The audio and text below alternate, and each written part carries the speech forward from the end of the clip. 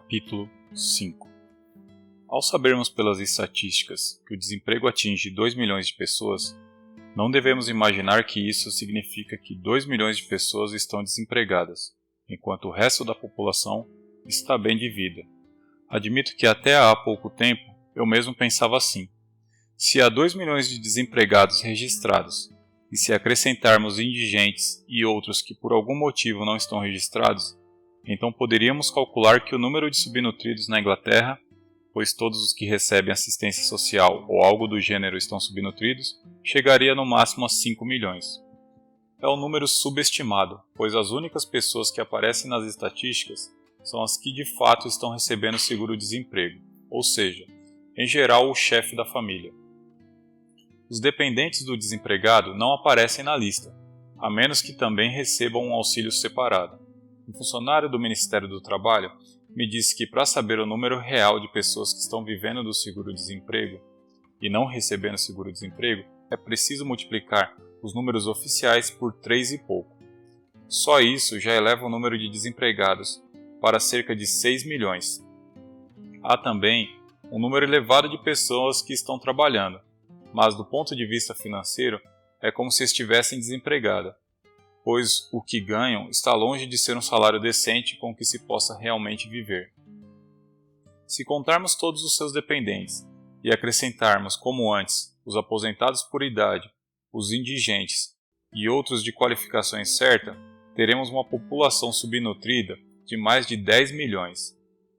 Sir John Orr calcula em 20 milhões.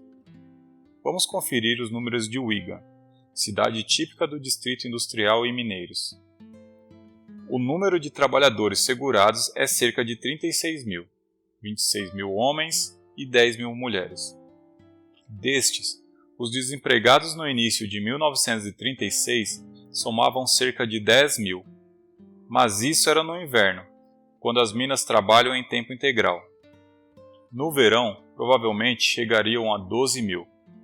Multiplique por 3, como explicado acima, e teremos 30 mil ou 36 mil.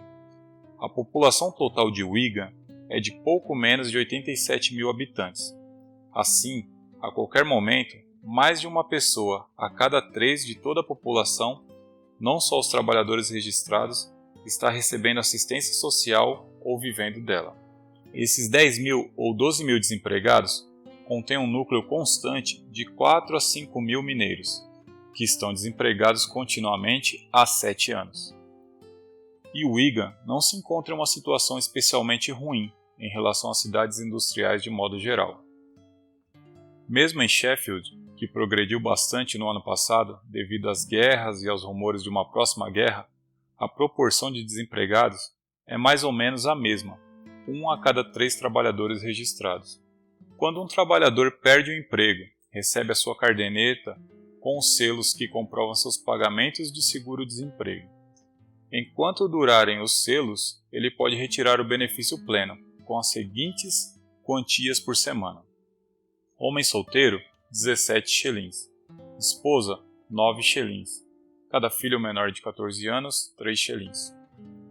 Dessa forma, a renda total seria 32 shillings por semana, mais qualquer coisa que o filho mais velho conseguisse ganhar. Estamos considerando uma família típica, com pai, mãe e 3 filhos, dos quais um teria mais de 14 anos. Quando acabam seus selos e seu direito ao seguro-desemprego, ele recebe 26 semanas de benefício temporários da UAB, Unemployment Assistance Board, Junta de Assistência aos Desempregados, com as seguintes quantias por semana. Homem solteiro, 15 shillings. Marido e mulher, 24 shillings. Filhos de 14 a 18, 6 shillings. Filhos de 11 a 14, 4 shillings e 6 pences. Filhos de 8 a 11, 4 shillings. Filhos de 5 a 8, 3 shillings e 6 pences. Filhos de 3 a 5 anos, 3 shillings. Isso significa que a renda de uma família típica de 5 pessoas seria de 37 shillings e 6 pences por semana, se nenhum filho estivesse trabalhando. Quando se vive da UAB, quando o homem está por conta da UAB, 1/4 do seu benefício é considerado aluguel, com um mínimo de 7 shillings e 6 pence por semana. Se o seu aluguel é superior a 1/4 do seguro-desemprego, ele recebe um dinheiro extra, mas, se for inferior a 7 shillings e 6 pences, a diferença é deduzida. Os pagamentos do seguro assistencial do governo teoricamente provêm dos impostos imobiliários municipais, mas também conta com um fundo central. As quantias para o benefício são por semana: homem solteiro, 12 shillings e 6 pences, marido e mulher, 23 shillings, filho mais velho, 4 shillings, qualquer outro filho, 3 pences. Os valores variam um pouco, porque estão sujeitos ao critério dos órgãos locais, e o homem solteiro pode ou não receber um extra de 2 shillings e 6 pences por semana, elevando o benefício para 15 shillings, tal como acontece com a UAB. 1/4 do benefício de um homem casado se destina ao aluguel. Assim, na família típica considerada acima, a renda total seria de 33 shillings por semana, sendo 1/4 para o aluguel. Além disso, na maioria dos distritos, há um benefício extra para o carvão, de 1 shilling e 6 pences por semana, equivalente a cerca de 50 kg de carvão, concedido durante 6 semanas antes do Natal e 6 semanas depois. Constatamos que a renda de uma família que recebe assistência social normalmente fica por volta de 30 shillings semanais.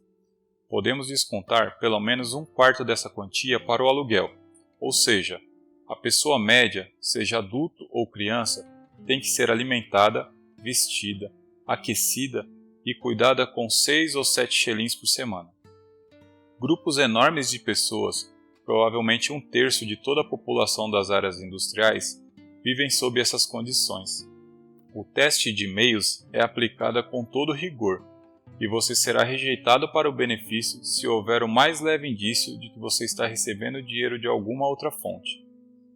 Os estivadores, por exemplo, que em geral são contratados por meio-dia, têm que assinar um registro no escritório do Ministério do Trabalho 2 vezes por dia. Do contrário, pressupõe-se que estão trabalhando e seu benefício será reduzido de acordo. Sei de casos de evasão do teste de comprovação de renda, mas devo dizer que nas cidades industriais onde ainda há um pouco de vida comunitária e os vizinhos conhecem todo mundo, isso é muito mais difícil de fazer do que em Londres. O método mais comum é um rapaz que mora com os pais arranjar outro endereço, de modo que, para todos os efeitos, ele mora separado e assim recebe um benefício à parte. Mas existe muita espionagem e denúncias. Um homem que conheci, por exemplo, foi visto dando comida às galinhas do vizinho enquanto este estava fora de casa. Foi então relatado às autoridades que ele tinha uma renda para alimentar as galinhas, e ele enfrentou grande dificuldade para contestar essa afirmação. Como piada, corria em Wigan a história sobre o homem que não conseguiu receber o benefício porque tinha um emprego de transportador de lenha. Ele tinha sido visto, assim disseram, carregando lenha à noite. Ele precisou explicar que não estava transportando lenha, e sim fugindo dos credores numa noite de luar. A lenha era a sua mobília. O efeito mais cruel e maléfico do teste de prova de renda é a maneira como separa as famílias. Ele faz com que gente velha, às vezes inválida, seja expulsa de casa. Um aposentado por idade, por exemplo, se for viúvo, normalmente moraria com algum filho. Seus 10 shillings semanais vão para as despesas da casa e sua situação não é tão ruim. Contudo, ele é computado como pensionista e, se continuar morando em casa, os benefícios recebidos pelos filhos será interrompido. Assim, com talvez 70 ou 75 anos de idade, ele tem que morar em uma pensão, entregar todo o dinheiro da aposentadoria ao dono da pensão e sobreviverá à beira da miséria. Vi diversos casos assim. Está acontecendo em toda a Inglaterra por causa desse teste. A miséria extrema fica menos evidente nas regiões industriais do norte do que em Londres. No norte, tudo é mais pobre e mais maltratado. Há menos carros e menos pessoas bem vestidas, mas também há menos indigentes. Mesmo em uma cidade como do tamanho de Liverpool ou de Manchester, é impressionante ver como são poucos os mendigos. Londres, porém, é uma espécie de sorvedouro que atrai párias e indigentes. E é tão vasta que a vida lá é solitária e anônima. Se você não infringir a lei, ninguém presta a menor atenção na sua existência, e pode-se cair aos pedaços de uma forma que não seria possível em um lugar onde os vizinhos nos conhecem. Mas nas cidades industriais, o velho modo de vida comunitária ainda não foi rompido, a tradição continua forte e quase todo mundo tem família. E, portanto, potencialmente, um lar. Em uma cidade de 50 mil ou 100 mil habitantes, não existe uma população informal que não entre nas estatísticas. Não se vê ninguém dormindo nas ruas, por exemplo. Tem só uma coisa positiva que se pode dizer a favor das normas relativas ao desemprego. Elas não desencorajam as pessoas a se casarem. Um casal que vivia com 23 shillings por semana ainda consegue montar uma casa, seja lá como for, embora estejam perto de morrer de fome. E estão muito melhor do que um homem solteiro vivendo com 15 shillings. A vida de um solteiro desempregado é terrível. Com frequência, mora numa pensão, em um quarto mobiliado que custa 6 shillings por semana, sobrevivendo do jeito que conseguir com os outros 9, digamos, 6 shillings semanais para alimentação e mais 3 para as roupas, cigarros e diversões. É claro que ele não consegue se alimentar nem se cuidar direito, e quem paga 6 shillings por semana por um quarto não tem incentivo para ficar dentro de casa mais que o necessário. Assim, passa os dias ociosamente na biblioteca pública ou em qualquer outro lugar onde haja aquecimento. E isso, conseguir aquecimento, é praticamente a única preocupação de um homem solteiro e desempregado no inverno. Em Wigan, um refúgio favorito eram cinemas, que ali são fantasticamente baratos. Pode-se entrar por 4 pence, e a matinê em alguns cinemas chega a custar 2 pence. Até quem está passando fome se dispõe a pagar 2 pences para fugir do frio implacável de uma tarde de inverno. Em Sheffield, fui levado a um auditório público para assistir a uma palestra dada por um clérigo. Foi, de longe, a palestra mais idiota e mais mal ministrada que já ouvi ou espero ouvir na vida. Para mim, foi fisicamente impossível ficar sentado até o fim. Meus pés me levaram para fora por conta própria antes da metade. E contudo, o auditório estava superlotado de homens desempregados que teriam aguentado ouvir baboseiras ainda piores em troca de um lugar aquecido para se abrigar. Já vi homens solteiros que recebem o auxílio do governo e vivem na mais extrema miséria. Lembro-me de uma cidade onde há uma colônia inteira desses jovens que tinham invadido, de forma mais ou menos ilegal, uma casa abandonada praticamente caindo aos pedaços. Tinham conseguido um ou outro móvel, suponho que nos depósitos de lixo, e lembro que a única mesa que havia era uma pia de mármore. Mas esse tipo de coisa é excepcional. Um homem solteiro da classe trabalhadora é uma raridade, e enquanto um homem continua casado, o desemprego causa uma mudança relativamente pequena no seu modo de vida. Sua casa fica empobrecida, mas continua sendo seu lar, e pode-se notar por toda parte que a situação anômala criada pelo desemprego, ou seja, o homem não faz nada enquanto o trabalho da mulher continua como antes, não alterou o status relativo dos dois sexos. Na classe trabalhadora, o chefe da casa é o homem, e não como acontece na classe média, a mulher ou o bebê. Praticamente nunca. Por exemplo, você verá em uma casa operária um homem levantar um dedo para fazer alguma tarefa doméstica. O desemprego não mudou essa convenção, que parece um pouco injusta. O homem fica ocioso de manhã até à noite, mas a mulher continua tão ocupada como sempre, até mais. Na verdade, porque tem que dar conta de tudo, com menos dinheiro. No entanto, pela minha experiência, as mulheres não protestam. Creio que elas também acham, assim como os homens, que um homem perderia sua virilidade se, só porque está desempregado, se transforma no que se chamam Mary Ann. Não há dúvida quanto ao efeito mortal debilitante do desemprego sobre qualquer um, seja solteiro ou casado, e sobre os homens mais do que as mulheres. O melhor dos intelectos não consegue suportar a situação. Já me aconteceu 1 ou 2 vezes de conhecer um desempregado com uma genuína capacidade literária. Há outros que não conheci, mas cujos trabalhos leio por vezes na revista. Eventualmente, um desses homens produz um artigo ou um conto, que obviamente é melhor do que a maioria dos textos tão elogiados pelos críticos.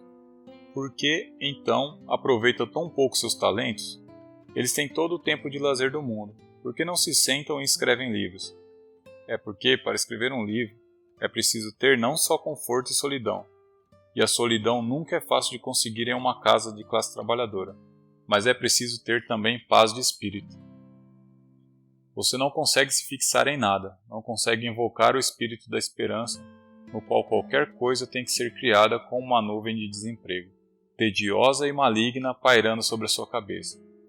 Apesar disso, um desempregado que gosta de livros pode se ocupar com a leitura. Mas o que dizer de um homem com dificuldade para ler?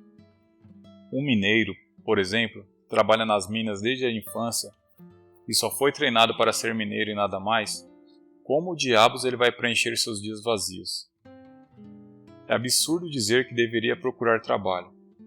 Não há trabalho para se procurar, e todo mundo sabe disso. Não se pode continuar procurando emprego todos os dias, 7 anos a fio. Existem as hortas que ocupam tempo e ajudam a alimentar a família, mas em uma cidade grande, elas só são concedidas pela prefeitura a uma pequena parte da população. Existem também os centros ocupacionais que foram criados há alguns anos para ajudar os desempregados. De modo geral, esse movimento foi um fracasso, mas alguns desses centros continuam em pleno funcionamento. Já visitei um ou dois. Há abrigos onde os homens podem ficar aquecidos, e há cursos de carpintaria e outros que ensinam a fabricar botas, trabalhar com couro ou tear manual, fazer cestas de vime, etc, etc. Acham que os homens, assim, poderiam fabricar móveis e outros objetos. Não para vender, mas para sua própria casa, recebendo as ferramentas de graça e os materiais a baixo custo. A maioria dos socialistas com quem conversei critica esse movimento, assim como o projeto, sempre comentado, mas nunca realizado, de dar pequenos lotes de terra para os desempregados cultivarem. Segundo eles, os centros ocupacionais não passam de uma maneira de manter os desempregados quietos e lhes dar a ilusão de que algo está sendo feito por eles.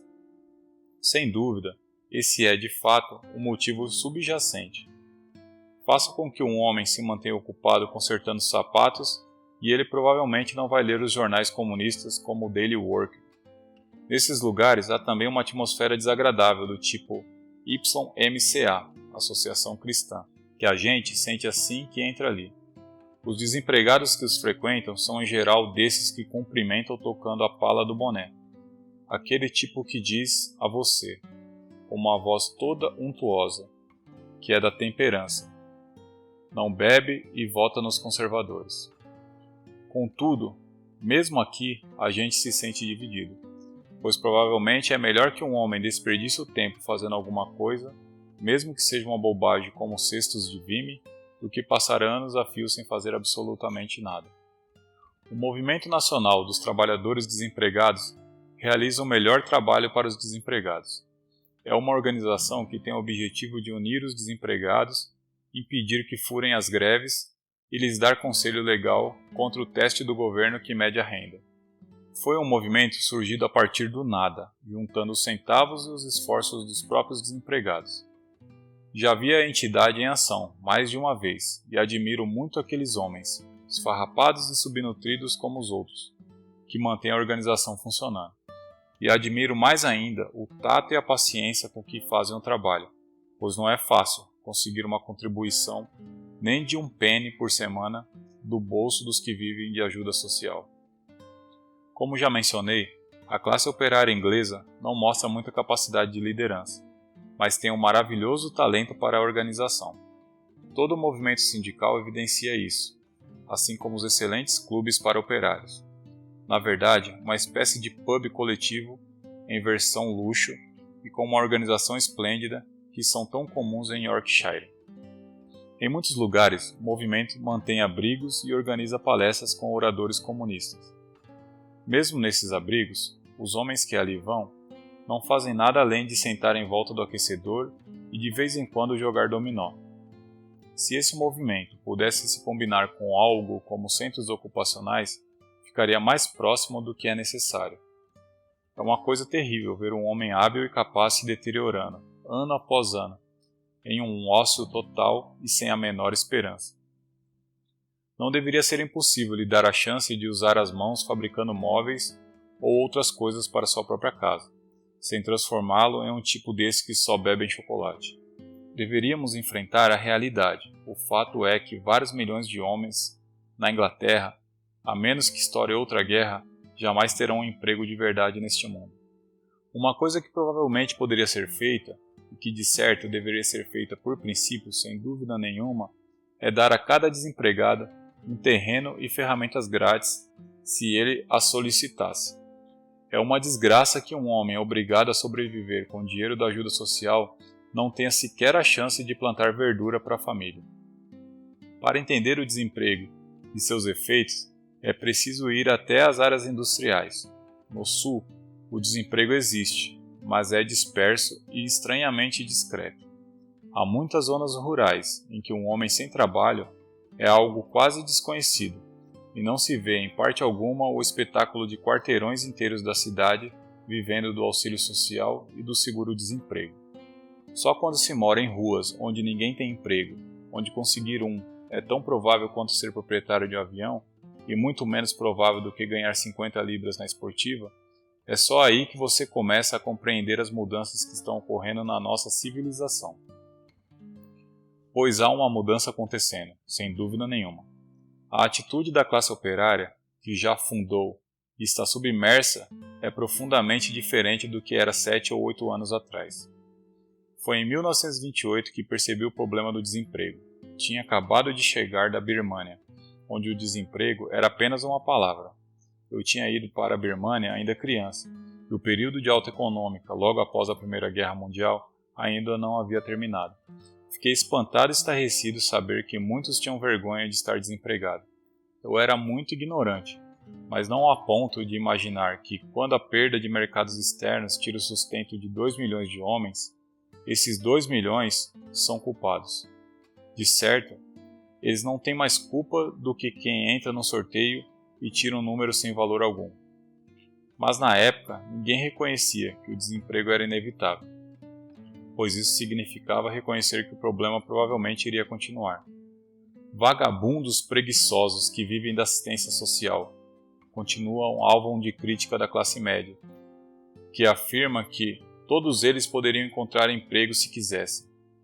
E naturalmente essas opiniões iam se infiltrando até a classe operária.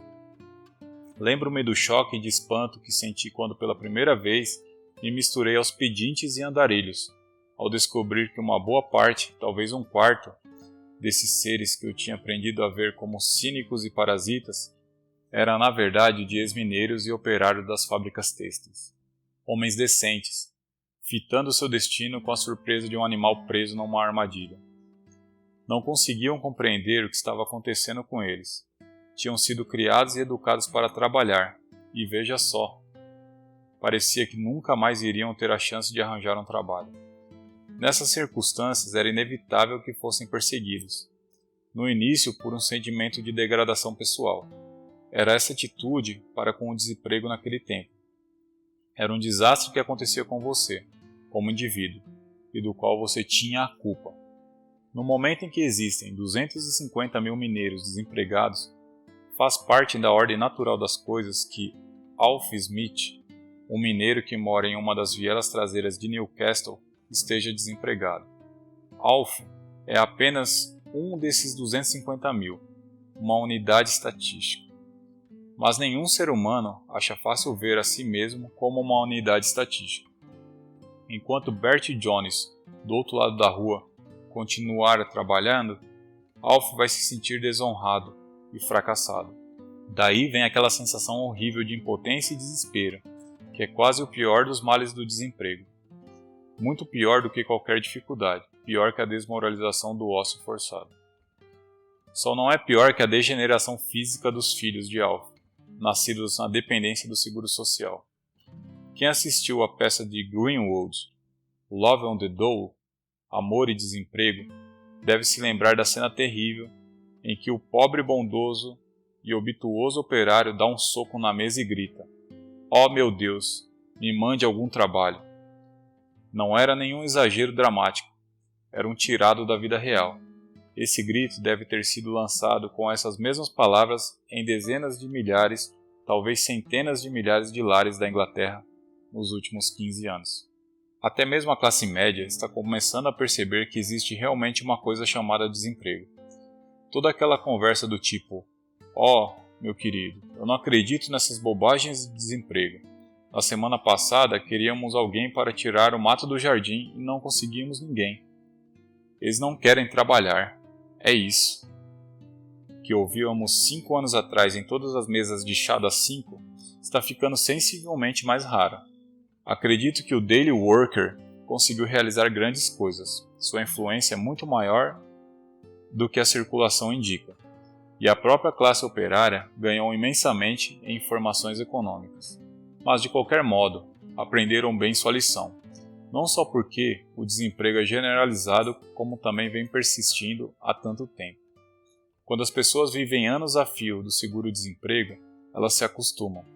E receber o benefício, embora continue desagradável, deixa de ser vergonhoso. Desse modo, aquela velha tradição do inglês independente de sempre temer o asilo dos pobres vai sendo minada, assim como o antigo medo de cair em dívidas vai sendo minado pelo sistema de compras à prestação. Nas vielas traseiras de Wigan e Bursley, vi todo tipo de privação, mas provavelmente vi muito menos miséria consciente do que veria há 10 anos. As pessoas já perceberam que o desemprego é uma coisa que elas não conseguem evitar. Não é só Alfie que está trabalhando, Bert Jones também não tem, e os dois estão parados há anos. Faz muita diferença quando as coisas são iguais para todos. Constatamos que temos populações inteiras conformadas a passar a vida toda na dependência do auxílio do governo. E o que eu acho impressionante, e talvez até dê esperanças, é que elas conseguem fazer isso sem desmoronar espiritualmente. Um operário não se desintegra sob o estresse da pobreza, como acontece com uma pessoa da classe média. A classe operária não acha nada demais se casar enquanto recebe o seguro-desemprego. Isso incomoda senhoras que tomam chá das 5 em Brighton, mas demonstra uma realidade importante. Para eles, perder o emprego não significa que você deixa de ser um ser humano. Dessa forma, por essa ótica, as coisas não são tão ruins como poderiam ser nas regiões atingidas. A vida continua bastante normal, mais do que realmente teríamos direito de esperar. As famílias empobreceram, mas o sistema familiar não se rompeu. As pessoas estão vivendo uma versão reduzida de sua vida anterior. Ao invés de enraivecer contra o destino, tornam as coisas aceitáveis, diminuindo seu padrão de vida. Só que nem sempre elas diminuem o nível de vida eliminando os luxos e se concentrando nas necessidades. Com frequência ocorre bem o contrário, e é a maneira mais natural pensando bem. Daí vem o fato de que, em uma década de depressão sem paralelo, aumentou o consumo de todo tipo de luxo barato. As duas coisas que provavelmente fizeram a maior diferença desde o fim da guerra são o cinema e a produção em massa de roupas bonitas e baratas. O rapaz que para de estudar aos 14 anos arranja um empreguinho que é um beco sem saída, e aos 21 anos já está desempregado, provavelmente para o resto da vida.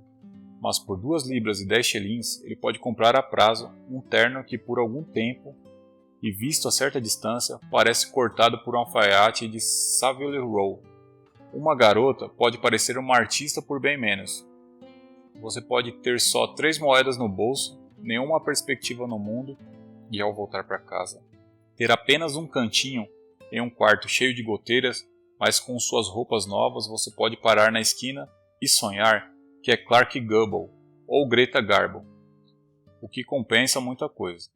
Mesmo em casa, em geral a chaleira está no fogo para uma boa xícara de chá e o pai de família desempregado desde 29 está feliz por alguns momentos porque ficou sabendo de um bom palpite para as corridas de cavalo. Depois da guerra, o comércio precisou se adaptar para satisfazer a demanda das pessoas mal pagas e subnutridas. E o resultado é que hoje um luxo é quase sempre mais barato do que uma necessidade. Um par de sapatos simples e resistentes custa o mesmo que 2 pares de sapatos chiques. Pelo preço de uma refeição decente que se pode comprar 1 quilo de doces baratos. Não se pode comprar muita carne por 3 pence, mas dá para comprar várias porções de fish and chips. O leite custa 3 pences, e mesmo a cerveja mais fraca custa 4, mas as aspirinas custam 7 por 1 penny. E é possível fazer 40 xícaras de chá com um pacote de 100 gramas. E acima de tudo, há os jogos de azar, o mais barato de todos os luxos. Mesmo quem está morrendo à míngua pode comprar alguns dias de esperança apostando 1 penny na loteria. Hoje, o jogo já alcançou quase o status de uma grande indústria. Veja o fenômeno da loteria esportiva, com faturamento de 6 milhões de libras por ano, quase todo vindo do bolso da classe operária. Por acaso, eu estava em Yorkshire quando Hitler ocupou a Renânia. Hitler, Locarno, o fascismo e mesmo a ameaça da guerra mal despertavam uma centena de interesse na região, mas quando a Associação de Futebol decidiu parar de divulgar os jogos com antecedência, tentando matar a loteria esportiva, toda a cidade de Yorkshire se revoltou. Existem ainda o estranho espetáculo da moderna ciência, com tecnologia espalhando milagres em cima de gente de barriga vazia. Pode-se passar a noite inteira tremendo de frio por falta de cobertor, mas de manhã se pode ir à biblioteca pública e ler as notícias que foram enviadas por telégrafo para o nosso benefício de São Francisco ou Singapura. Praticamente todo mundo na Inglaterra tem acesso a um rádio, mesmo com 20 milhões de pessoas subnutridas. O que perdemos em comida, ganhamos em tecnologia. Fatias inteiras da classe operária que foram saqueadas e roubadas de tudo de que realmente necessitam estão sendo compensadas em parte pelos luxos baratos que vêm mitigar a superfície da vida. Será que tudo isso é desejável? Não, eu não considero. Entretanto, é provável que a adaptação psicológica que a classe trabalhadora vem sofrendo aos olhos vistos é a melhor que eles poderiam fazer nessa conjuntura. Eles não se transformaram em revolucionários, tampouco perderam o respeito por si mesmos. Simplesmente conseguiram manter a calma e se acomodaram, fazendo as coisas da melhor maneira possível dentro dos padrões de fish and chips. Qual seria a alternativa? Sabe Deus que agonia, que interminável desespero, ou talvez tentativas de insurreição que em um país de governo forte como a Inglaterra só poderiam levar a massacres fúteis e a um regime de feroz repressão. É bem provável que o fish and chips, as meias de seda sintética, o salmão em lata, o chocolate barato, 5 barras de 50 gramas por 6 pences, o cinema, o rádio, o chá forte, a loteria esportiva, tudo isso em conjunto já tenha evitado a revolução. São luxos baratos do pós-guerra, muito conveniente para os nossos governantes. Portanto, às vezes nos dizem que tudo isso é uma manobra astuta da classe governante, uma espécie de pão e circo para controlar e subjugar os desempregados. O que já vi da nossa classe governante não me convence de que eles tenham tanta inteligência assim. A coisa aconteceu, mas por um processo inconsciente. A interação natural entre a necessidade dos fabricantes de ter mercado e a necessidade dos famintos de ter paliativos baratos. Fim do capítulo 5.